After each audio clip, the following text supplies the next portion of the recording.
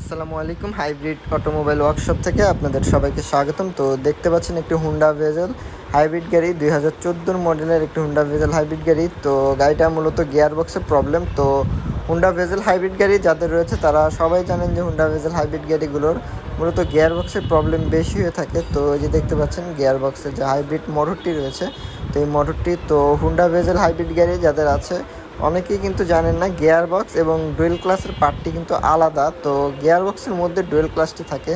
তো মূলত Honda bezel hybrid গাড়ির ডুয়েল ক্লাসগুলোই নষ্ট হয়। তো কিছু সংখ্যক গাড়ি রয়েছে যেগুলোর গিয়ার বক্সও প্রবলেম করে। তো এই যে দেখতে পাচ্ছেন একটি গাড়ি, তো যেটার গিয়ার বক্সও প্রবলেম। তো আমরা গিয়ার বক্সেরও কাজ করতেছি।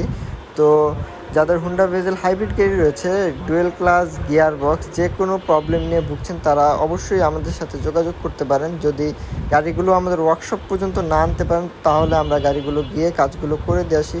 এবং ঢাকার বাহিরে বাংলাদেশের যে কোনো প্রান্ত থেকে হন না কেন, যদি হুন্ডা ভেজেল হাইব্রিড গাড়িগুলোর কাজ করাতে চান তাহলে অবশ্যই আমাদের সাথে যোগাযোগ করবেন। আসসালামু আলাইকুম।